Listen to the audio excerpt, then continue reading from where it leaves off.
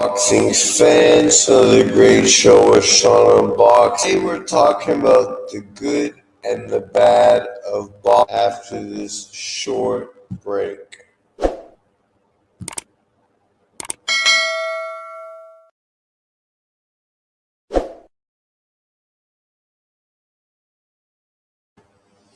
Welcome back. Again, we'll briefly talk about that in the future. And talking about is getting a lot of attention currently.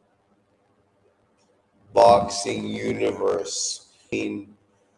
Virgil Ortiz and see watch if it more. So let's just get into it. What the fuck's going on in boxing? Mars the Machine, welcome to today's. This is the good and the bad. I have the good things in boxing and the bad. Ironic sort of situation with this is the few happen in the Americas. People ignore it, don't talk about the attention it deserves for doing deliver things that don't get made. Right, with regards to that, it's almost like soap operas.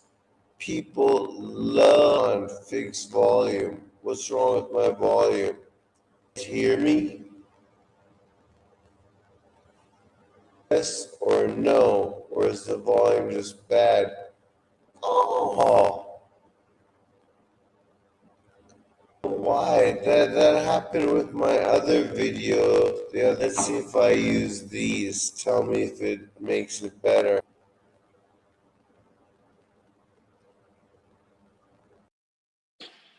Hello. Is this any better? Do I sound normal? Let me know in the comment section below. Is everything cool or still robotic? Much better. Okay, cool. Yeah, I made a video for my basketball channel about rookies for this year. And when I listened to it, it was like, what the fuck is going on? I don't know if this is my computer or not. It's not that old, but technology nowadays, it's made not to last. They want you to keep buying, keep buying.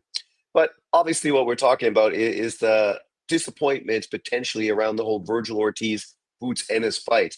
A fight that this past weekend was really built up and hyped, and people were gung ho, really excited about the possibility of these two guys finally getting it on. And of course, this is the fight that's been sort of being built up and sort of pushed towards boxing fans all the way back to 147 pounds. So at this point, for it to happen, it would have been a godsend in the boxing world, especially for the American boxing fan. But already, days later, it seems as if this is a fight that possibly, probably is not going to happen. But unfortunately, most of these people on YouTube, they'd rather cry and moan about what they don't get as opposed to praise and cheer what they do get. So really, that's what today is going to be talking about. Let's jump to it. So this is one fight that's already been ordered, solidified, and signed off on. And I've heard nobody talk about this fight except to talk about how nobody even knows who Barrasso is, right? Yet we just saw Barrasso in a PBC fight card put on a fantastic performance, winning this WBA title. And obviously, Xander Zayas did the same thing, beat the guy that obviously beat Charles Conwell and beat him convincingly, something Charles Conwell wasn't able to do. So now we get this unification fight at 154 pounds. It kind of harkens back to the days when we had Charlo, Lara, and Andrade as champions at 154. And these dudes just wanted no business with one another until Hurd came along and actually got people mixing it up and moving together. And then because of that, we end up getting an undisputed champion at the 154-pound weight division, right? This is exactly what we need. These two guys may not be the biggest names right now in the division, But what they're doing is making a fight. Barrasso, coming off of a career-defining victory, is jumping at that smoke. Xander Zayas, a guy some people say that Virgil Ortiz ducked, some people say ducked Virgil Ortiz. Well, it looks obvious that Virgil Ortiz is the one that ducked him because this guy obviously is chasing the smoke. He's doing something Virgil Ortiz didn't do in his last fight. Virgil Ortiz chose to fight IBF mandatory instead of fighting the IBF champion, whereas Xander Zayas is chasing that smoke. So whether you're a Xander Zayas fan or a Abbas Barrow fan, it doesn't matter. This is a great fight, and it's coming up at 154-pound division. And this is the good about boxing, when we get these unification fights. And obviously, these two guys may not be the biggest name right now, but the winner of this is going to significantly improve his standing in the boxing world and his position at 154 pounds and become much more of a player in this division. Let's see what people are saying. Bobby says, I like Virgil a lot, but hearing Virgil's team bring up Spence is ridiculous. It wasn't their team that brought up Spence. It was him in an interview. Bud doesn't get full credit for beating Spence, so what credit will Virgil get from it outside of a payday? Well, I think for him, it's that more big brother, small brother thing. Both from Dallas, Texas. He always looked forward to a potential fight with the big brother in Texas, in Cowboy Stadium. And, you know, they're still kind of looking towards that possibility. Not that it's a viable fight and a fight that really should happen right now, but you know, I can understand why they're talking about it because the possibility of making money for low risk is there. And we know people love high pay, low risk. Abbas is the weakest champ, so congrats to Xanders. Is he the weakest champ? Why is he the weakest champ? He's weaker than fucking Funduro. What did Funduro do? He's weaker than Xander Zayas. What has Xander Zayas done? He's weaker than Murtazaliev. What did Murtazaliev do? Right? Like all four champions don't have a long reign or long dominance at the 154-pound division. Right? Funduro been beat already. Xander Zayas is young and looks chinny. Murtazaliev, we don't know much about him because he's kind of been stowed away by the PBC for years. And until we saw him destroy Tim Tszyu, excuse me, his performance prior to that was a performance versus Jack Calquet where he was kind of exposed. Actually, the same Jack Calquet that Abbas fought and people feel was robbed when they fought for the original WBA title a few years ago. So to say he's the weakest link, that's the problem with boxing fans. They love to label people, but not based on any legitimate fucking facts, just on their personal beliefs. Strange that Virgil calls Boots into the ring and cut a whole promo. Then he went into the press conference straight after and started talking about Spence. Yeah, that's definitely not the way to build up a fight. Definitely, right? At least for that day, the only person he should have been talking about was Boots Ennis, even if his team ended up moving in another direction afterwards. But that day, he shouldn't have been on video calling out fucking Errol Spence. I mean, he didn't call Errol Spence into the ring like Funduro did. He called in fucking Boots, right? And Spence was there, so he could have called him in. Xander being moved, great. Keep him winning with favorable matchups to build the Puerto Rican star. Oh my God.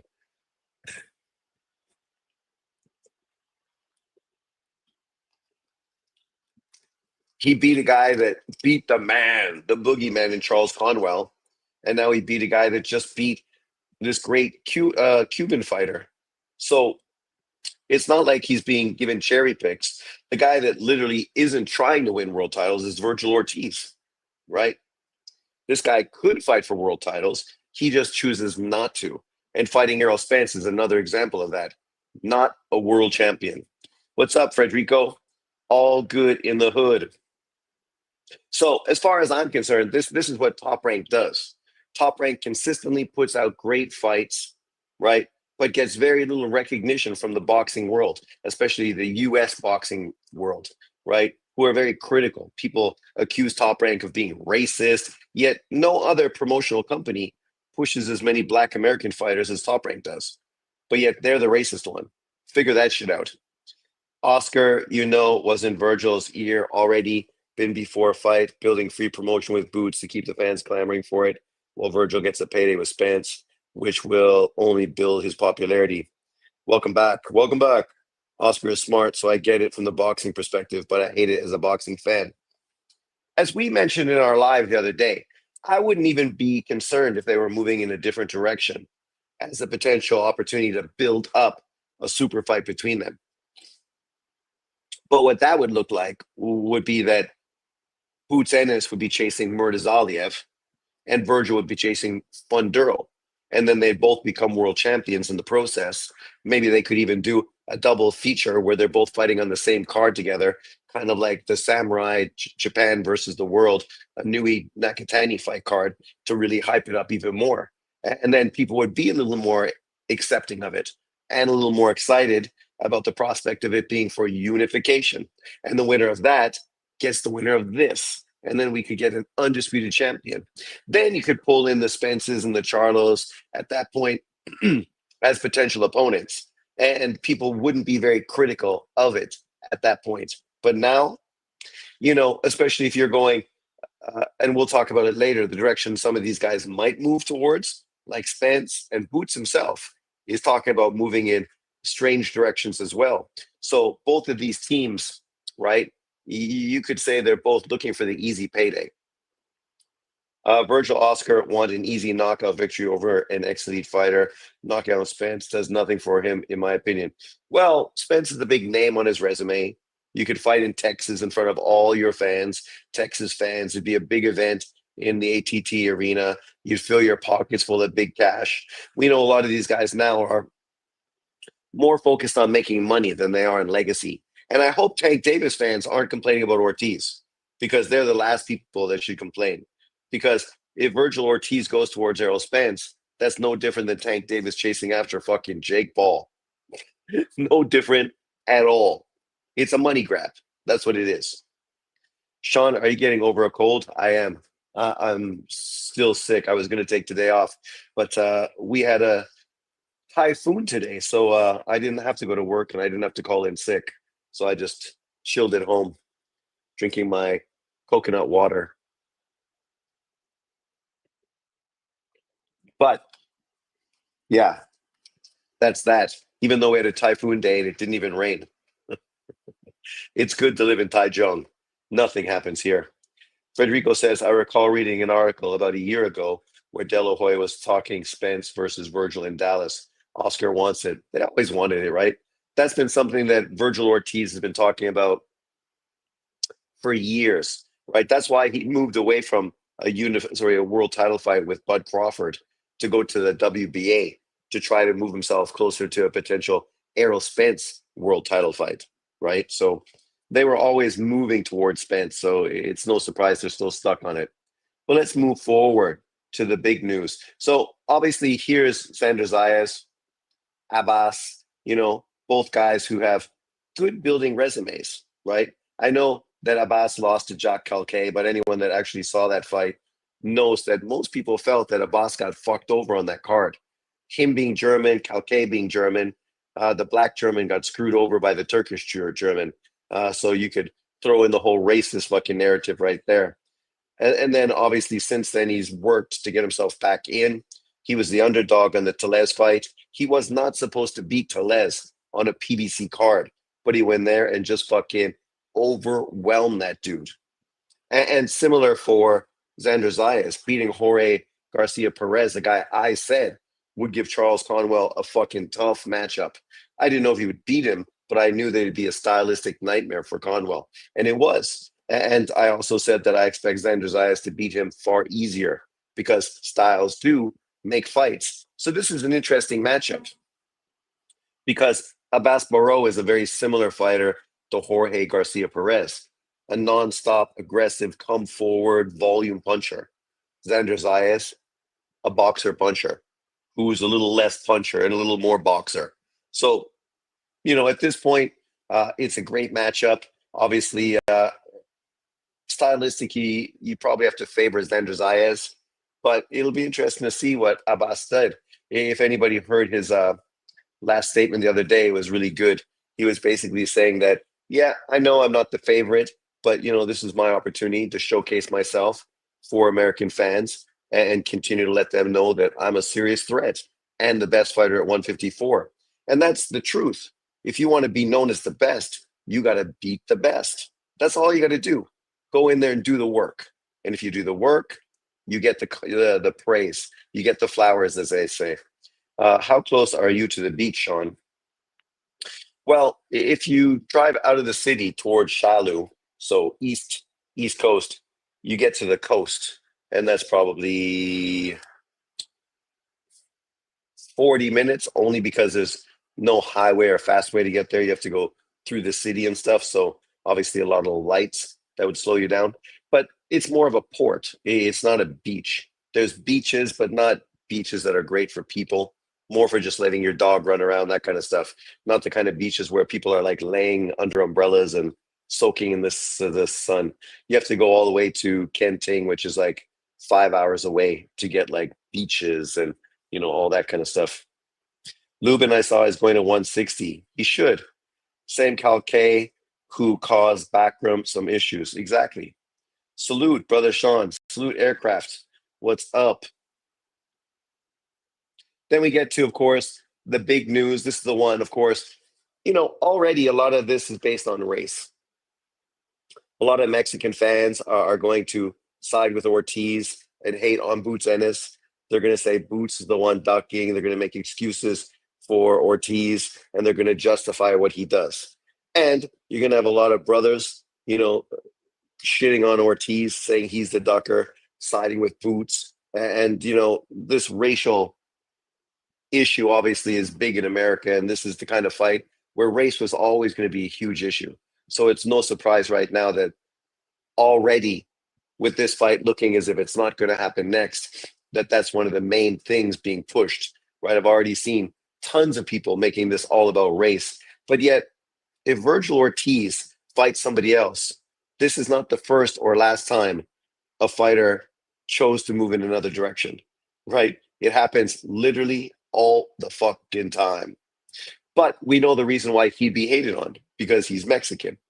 And a lot of the brothers consistently are attacking Mexican and non-Mexican fighters, all to like hype up their fighters, who unfortunately they feel are just disappointing right now. And that's not to say Boots Ennis is disappointing, but let's look at the whole history of Boots Ennis. Boots is older than Virgil. He's been around for a long time. His resume is weaker than Virgil. And even though he's a unified champion at 147, that wasn't because he actually did anything outstanding. It's more because of circumstance. He was around when obviously Bud Crawford left. And because he left, there was a ton of titles available to be picked up. Boots Ennis was the recipient of those titles, vacant titles, not beating legitimate champions, not beating high level people, just doing what you had to do because you were available, you were there at the time. For Ortiz, that's what his plan was, to get that WBA title. But unfortunately, because of health issues, he had to move to 154 and has taken on some legitimate competition already in a very short time at that weight class. So, well, obviously we all want this fight, and it is the biggest fight to happen at 154. People need to be fair and not so negative. The problem is so many YouTubers and boxing fans always look for the negative. Boots Virgil is 50-50. It totally is. Ortiz versus Boots probably on deck for late 2026. Well, that's what I'm thinking, right? There's no point doing it early in the year, especially when there's potential money to be made and you could continue to build it up. But as we said in the live, the only problem with trying to do that is potentially the same issue that we had with AJ and Deontay Wilder could happen once again, right? Just because you're trying to build it up doesn't mean the fighters are going to win, and it's going to continue to build up. Something might happen to fuck everything up. And in boxing, that shit happens all the time. Aircraft carrier, I don't agree with you thinking Tank is Mr. Innocent, but you love talking boxing. I will say that. Boots picked up Crawford scraps. Sean, will you be talking about the cards this weekend? I'm only going to talk a little bit about Eubank and Ben. Is there any other cards you want to talk about? You can talk about it and mention it in the comment section, and we can address it. But as far as this weekend's card, I don't think it's anything really that exciting. But let me know as we move forward. So obviously, this is their resumes. We've seen it. We know what they're doing. People are praising Boots Ennis a lot. But one of the criticisms for Boots, and this even came from Andre Ward, is the fact that at his age, he just has been moved very slow and hasn't had the real quality of competition on his resume yet. Oh, my voice is totally breaking down. We might have to call it a short day, guys. I don't know if I'm going to be able to even get through this. But maybe we'll just finish this panel, add more things to say, but maybe I'll jump on tomorrow and try to finish it off. But Boots' dad was being interviewed, and some interesting things came up in this conversation, which kind of show everything you need to know. As you can see by this comment here, Virgil and Bozy Ennis says this, Virgil don't want it.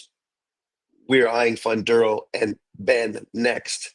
Ben, right? So, all these guys are always looking for the way to make money off of easy fights. I think Ben's going to get knocked out by Eubank this weekend.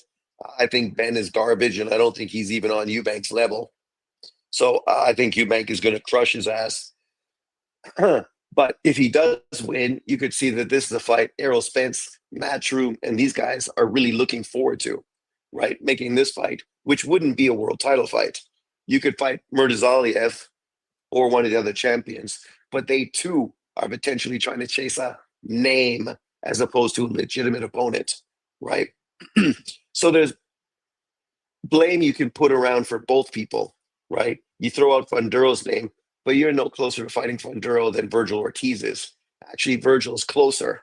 Boots is nowhere close to that. The guy they don't mention is Murtazaliev, who actually was just signed to fight under a Matchroom card, right? So that potential opportunity would be available to them.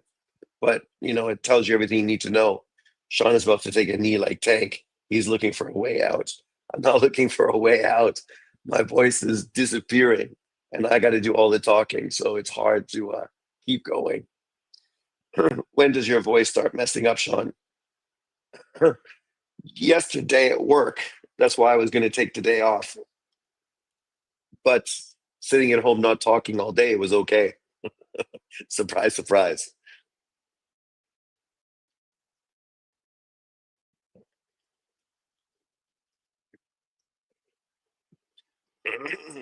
But of course, once I start doing this, then it falls apart. Boots has been cherry picking. And I'm not trying to pick sides. I'm just saying there's blame to go both ways. The difference is you have Xander Zayas and Boss Abu actually making a unification fight, fighting world champions, trying to build their legacy, trying to win titles. And then you get Virgil and Boots. And for Boots at 147, at least he became a unified champion. For Ortiz, he's never fought for a world title. And if he goes towards Spence and Boots goes towards Ben, I mean, do those fights even make sense outside of just being a money grab? They're not closer to a world title. Do those fights really build up a Virgil Ortiz Boots Ennis fight? Like, if Ortiz fights Funduro, you could give him a pass, right? If Boots fights Murtazaliev, you can give him a pass because then when they do fight later in the year, it'll be for unification.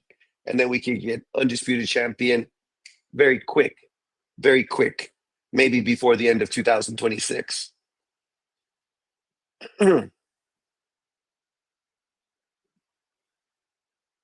Yeah, the next few weeks of boxing are going to be great.